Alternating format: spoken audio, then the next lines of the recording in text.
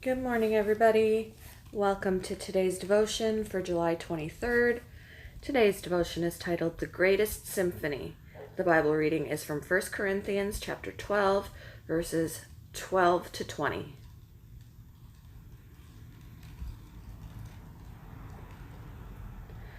Just as a body, though one, has many parts, but all its many parts form one body, so it is with Christ.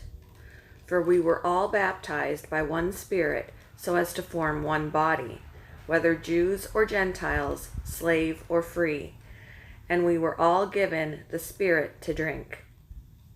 Even so, the body is not made up of one part, but of many. Now if the foot should say, "Because I am not a hand, I do not belong to the body," it would not, for that reason, stop being part of the body. And if the ear should say, "Because I am not an eye, I do not belong to the body," it would not, for that reason, stop being part of the body. If the whole body were an eye, where would the sense of hearing be? If the whole body were an ear, where would the sense of smell be? But in fact, God has placed the parts in the body, every one of them, just as He wanted them to be. If they were all one part, where would the body be? As it is, there are many parts, but one body. When BBC Music Magazine asked 151 of the world's leading conductors to list 20 of what they believed to be the greatest symphonies ever written, Beethoven's Third Eroica came out on top. The work, whose title means heroic, was written during the turmoil of the French Revolution, but it also came out of Beethoven's own struggle as he slowly lost his hearing.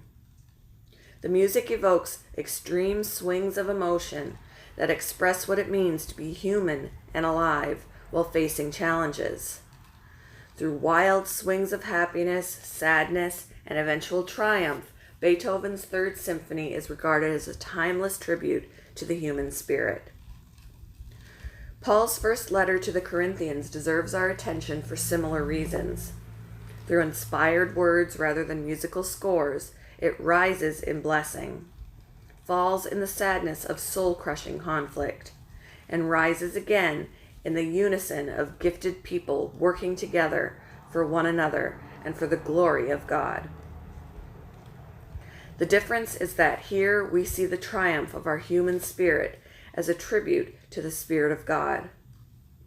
As Paul urges us to experience together the inexpressible love of Christ, he helps us see ourselves as called together by our Father, led by His Son, and inspired by His Spirit.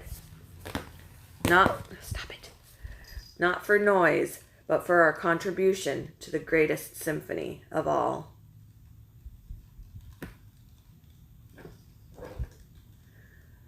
Where do you hear the dissonance of conflict in your own life?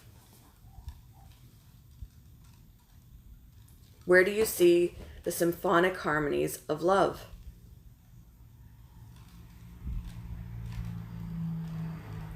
Thank you for joining me for today's devotion, and I hope you all have a wonderful day.